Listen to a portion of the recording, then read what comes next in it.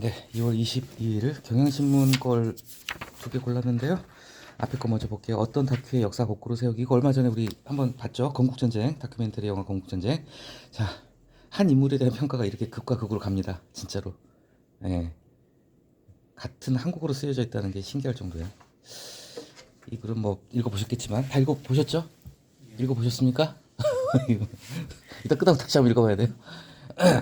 이승만 전 대통령에 대해서 한 가지 조금 이제 이건 뭐 내용은 어렵지 않으니까요. 한 가지 이제 말씀을 드린다면은 어, 이제 이 뒤에 나오겠지만은 이제 이승만 대통령을 긍정적으로 평가하는 측면에선 입장에선 당연히 부정적인 부분은 이렇게 축소를 하려고 하고 긍정적인 걸 확대하려고 그러겠죠. 또 부정적으로 평가하는 입장에서 반대로 이제 그 그림자 어두운 부분을 갖다가 좀 더 확대를 하려고 할 거고요. 이거는 제가 이걸 고른 이유 중에 하나가 뭐냐면 이제 저번에 분명히 이승만 전 대통령이 밝은 부분을 봤으니까 이제 어두운 부분도 보자는 취지에서 절대 이제 중립적인 입장에서 보자는 겁니다. 미리 말씀드리는데 저는 전에 봤던 그때 조선 칼럼이었나요? 동아 칼럼이었나요? 아무튼 그쪽 보수 매체 칼럼도 그렇고 저 양비론입니다. 저 개인적으로는 같이 봐야죠. 빛도 보고 그림자도 보고. 근데 이 글은 굉장히 신랄하게 비판을 했는데 앞에 하나 둘 세 단락 네 단락까지 예, 구체적으로 이승만 대통령의 이제 어떤 과오 부분, 잘못된 부분을 갖다가 조목조목 아주 상세히 썼습니다. 저도 여기에서 이걸 보고 처음 알았던 부분도 상당히 많아요. 한 가지 이거 좀 기억을 해두셔야 될 게 대체로 보면요 이승만 대통령을 부정적으로 보는 쪽은 해방 이전의 경우, 그러니까 일제 강점기 때 부분을 좀 많이 부각을 하는 편이고요. 물론 4.19 혁명은 그 이유긴 하지만 이승만 대통령의 장점을 부각하는 쪽은 이제 초대 대통령이 되고 난 이후의 활동에 좀 더 그쪽을 부각을 합니다. 이제 읽어보셨죠? 자, 두 번째 문장이죠. 첫 단락. 안중근 의사가 따옴표. 이 따옴표를 왜 넣었을까? 이게 바로 이승만이 직접 했던 워딩이에요. 서구에서 많은 존경을 받는, 틀린 말은 아니에요. 서구에서는 좋아했어요. 이토 히로부미를. 이토 히로부미를 사살한 것이 뭐, 이걸 비판을 했고, 막, 좀, 독립운동의 부분에 있어서만큼은 솔직히 인정을 많이 못 받습니다. 이분께서. 한 가지는 확실해요. 독립운동을 할 때 당시에 이제 무장투쟁 노선이 있었고요. 외교 노선이 있었단 말이에요. 이제 온건하고 이제 강경파. 근데 대표적으로 이승만 대통령은 이제 외교적인 해법을 강조했던 분이긴 해요. 또 그걸 갖다 또 우리가 완전 폄하하면 안 되는 게 그것도 필요한 부분이거든요. 한편에서는 폭탄 던지더라도 다른 한편에서는 이제 강대국들 특히 미국을 상대로 외교도 필요한 부분이 있죠. 그래서 이제 어떤 그런 얘기를 갖다가 첫 번째, 두 번째 다 읽어보셨을 테니까요. 세 번째 단락까지 쭉 이렇게 얘기를 했습니다. 그리고 이제 네 번째 단락. 어쨌건 미국에서 주로 활동을 했고 친미파예요. 대표적인 친미파. 그러다 보니까 당시 세계 최강대국이었고 우리나라의 운명을 좌우할 입장에 있었던 미국의 낙점을 받은 거죠. 그래서 메가드의 도움으로 자, 한 가지 재밌는 거. 하루가 다른 애 따옴표 들어갔어요. 왜 들어갔을까요? 이때 해방정국, 우리가 해방공간이라고 그러는데 1945년 해방되고 1948년에 건국되기까지 3년 동안요. 진짜 하루가 달랐을, 뭐 저도 그 시대를 살아본 건 아닙니다만 정말 극심한 사회적 혼란. 정말 이때 당시에는 제가 그 말씀 들었나요? 이때 당시에 정치인들이 총을 가지고 다녔어요. 권총을 가지고 다녔어요. 언제 죽을지 모르니까. 예. 그야말로 정말 대혼란의 공간에서 이제 주도권을 잡았다 이거죠. 그래서 이승만이 손잡은 한민당 친일사 이거 맞는 말입니다. 사실 이승만이 나중에 반민특위 해산시키고 친일청산을 제대로 못한 이유가 뭐냐면은 이승만 본인께서는 어쨌든지 간에 주변의 세력이 다 친일파들이었어요. 근데 또 이걸 갖다 이건 옹호할 대상이 아닌데 나름 이것이 어쩔 수 없었다고 항변하는 쪽도 있어요. 왜냐면은 당시 어떻게 보면은 예를 들면 경찰서 생각해 보세요. 일단 일본 애들은 다 이제 도망갔어요. 그러면 당장 치안을 유지해야 되는데 있는 경찰들 쫓아내면 당장 치안 유지가 어떻게 되겠습니까? 일단 경찰서는 굴러가야 된단 말이죠. 근데 그 경찰서에 이미 앉아있는 애들이 다 친일 구역하던 인간들이에요. 근데 걔들 갖다가 당장 다 쫓아내면 나라가 안 굴러가니까 정부 중앙부처 같은 데도 마찬가지고 그래서 친일 세력들이 그대로 유지를 해버렸다는 거죠. 그래서 독립운동가를 때려잡았다. 과격한 표현이죠. 자, 그리고 이제 해방 이후에 헌법을 뜯어고치면 뭐 사사오이 개헌하고 제가 몇 번 설명드렸죠. 부산에서 그냥 총등 군인들 앞세워가지고 그냥 사실상 국회의원들 감금하다시피 해가지고 개헌 처리했죠. 자, 12년간 절대 권력이 들리고 반민특위 해산. 이승만 대통령이 최대 아킬레스건이 이거예요. 반민특위 해산 시켜버려서 친일청산 제대로 안 된 겁니다. 그래서 보도연맹 학살 사건, 국민방위군 사건 뭐 이제 이거는 이제 다 얘기하면 너무 기니까요. 열거하기 힘들 정도로 악업이 많다. 자, 근데 그나마 공적이라고 할 이게 중요해요.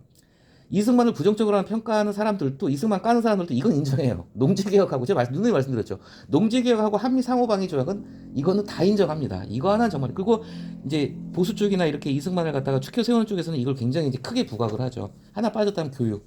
교육의 기틀을 만들었고 여성의 입장에서 본다면 여권 신장에도 상당히 이승만 대통령이 큰 역할을 했습니다. 여권 신장하고 교육 부분에서 그건 공적 맞아요. 그래서 심지어 이 경향신문 이 칼럼에서조차도 그나마 공적이라고 하고 인정을 하고 들어가는 거죠. 그렇지만 그 두 가지로는 수많은 과오들을 덮을 수 없다. 자, 그 다음 단락에서 현 집권 세력과 이승만은 여러 면에서 닮았다. 뭐 당연히 또 윤석열 대통령을 비난합니다. 한동훈도 비판을 하고 심리적 연결점이 보인다. 그러면서 그 다음 단락에서는 홍범도 장군 흉상 철거 사태도 이제 다시 또 언급을 했어요. 그러면서 이제 비판을 계속 이어가고 있죠. 그러면서 이제 그 다큐멘터리 영화를 드디어 언급을 합니다. 보수 우익들의 안까님에 경악을 했다. 안까님은요, 안가님으로 발음하시면 안 돼요. 안까님입니다. 발음할 때. 안까님에 경악을 했다.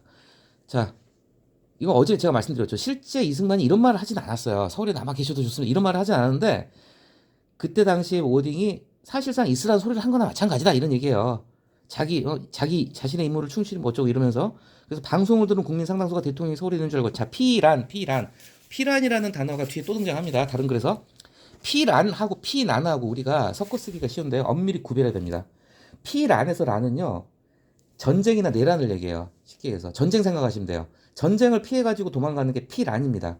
피난은요, 니은자의 피난은 어떤 위난을 생각하시면 돼요. 그러니까 우리가 뭐 긴급 피난이라든지 뭐 예를 들면 조세 피난 처할 때 도망간다는 뜻이에요. 그냥 어쨌건 나한테 뭔가 불리한 상황을 도망간다고 할 때 피난 한자도 달라요. 그래서 피난이고 전쟁 도망가는 건 피란이에요. 그런데 국립국어원에서 정리를 했어요.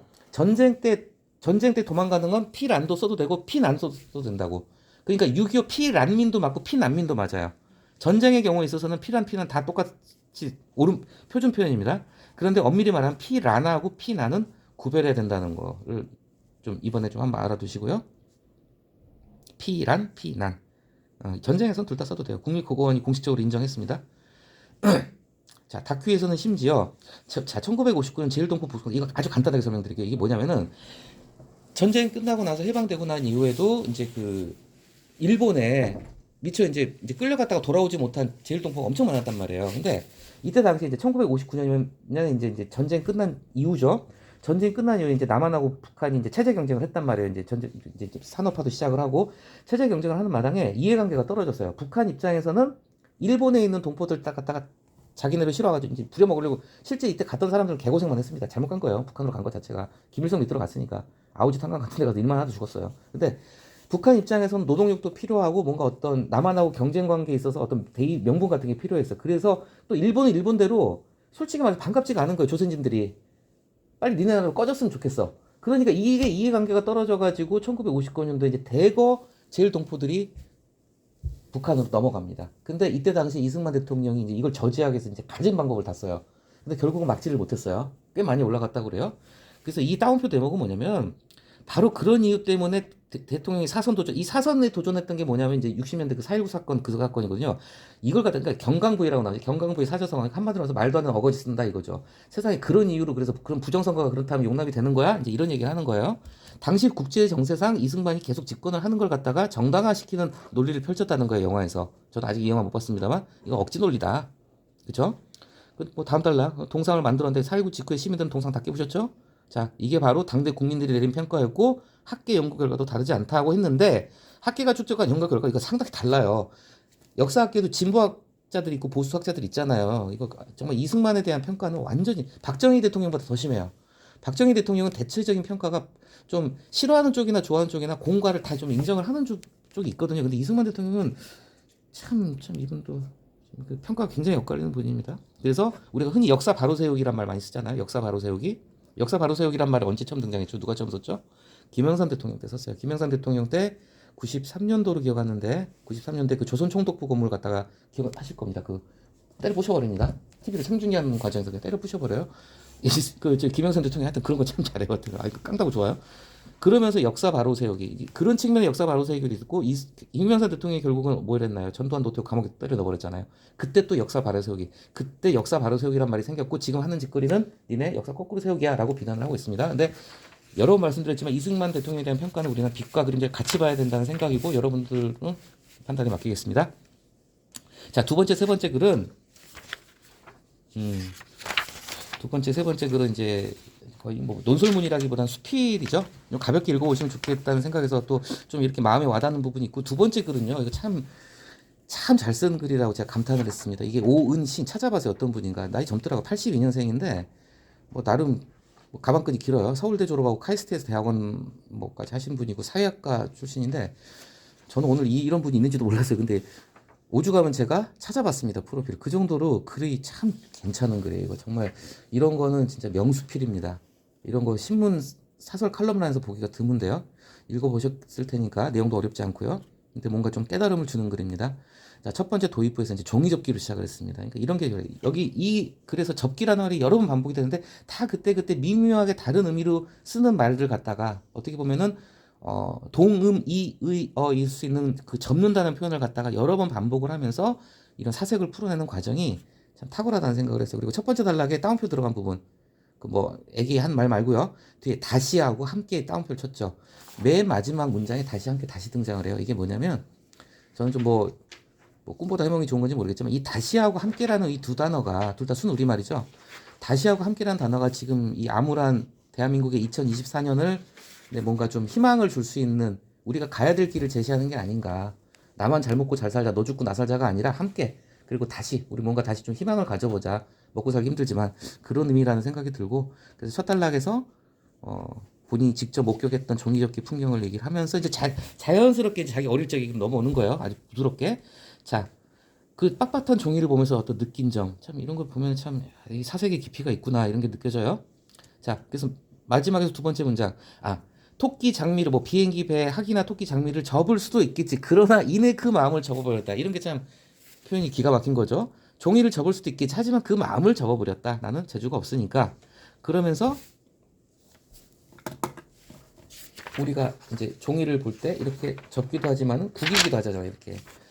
자, 이런 게 참 탁월해요, 진짜. 저 감탄하면서 봤어요. 구긴다는, 접는다는 것에서 이제 한 수 더 나가서 이제 구김에 대한 기억을 떠올리는 거예요. 이분 이제 글을 쓰시는 분이잖아요. 이제 원고 쓰다 보면 요즘 다 컴퓨터로 쓰는 경우도 많겠지만 원고 쓰다 보면은 뭐 드라마 같은 데 많이 보잖아요. 막 소설 같은 막 안 되면 구겨버리고 막 이렇게 구기고 그러면서 자기 감정이 구겨지는 것 그런 얘기들을 하면서요. 자, 아주 정말 기가 막힌 표현입니다. 한 번 구겨진 끝부분 그러나 한 번 구겨진 마음은 다시 펼쳐도 호두 속 이 호두는 저게요. 그 껍질 딱딱한 우리가 깨먹는 호두예요. 그 호두 아시죠? 호두 속처럼 복잡하기만 하다. 그 주름들 이게 대단합니다, 진짜. 어떻게, 야, 그 구김을 갖다가 호두 속으로 비유를 할 수 있을까?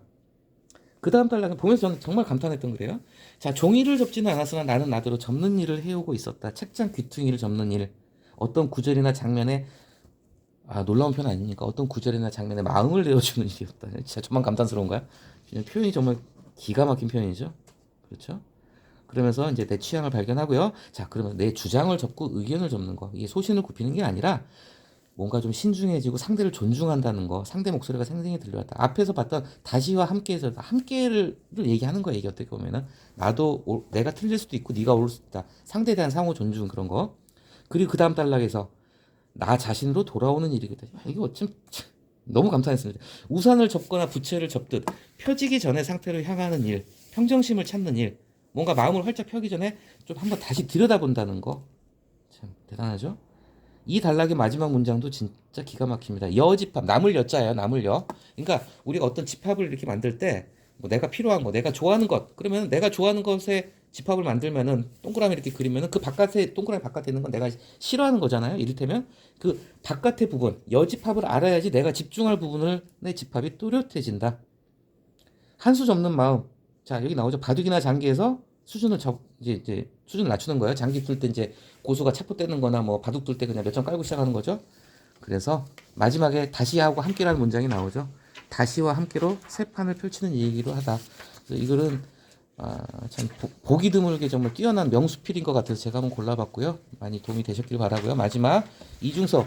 우리가 이중섭 하면은 어떤 동물이 생각나죠? 소 아시죠? 예, 소그림.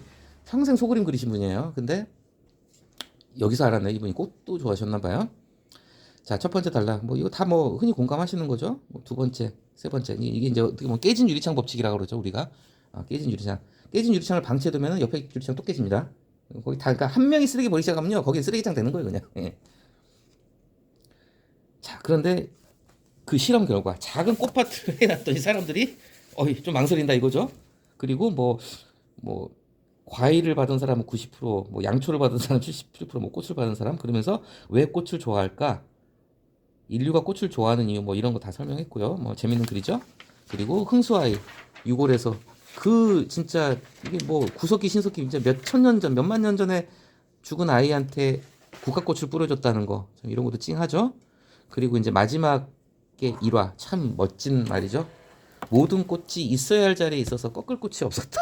야, 참 이런 게 예술적인 말인 것 같습니다. 이런 꽃들이 피어나는 봄이 오고 있다. 그래서 이것도 참 예쁜 글인 것 같아서 한번 골라봤고, 오늘은 그냥 가볍게 한번, 오늘 또 이게 사설이나 논설문 종류 쪽에서 별로 고를 게 없고, 제가 요새 진짜 되도록이면 정치적인 글은 안 고르려고 애를 써요. 이게 좌파 시각이고 우파 시각이고 되도록이면 안 고르려고 하다 보니까 좀, 그래서 지금 다시 또 생각을 고쳐본 게 아니 그냥 다시 고르려고 합니다. 아무튼 예, 몇 가지 하고요.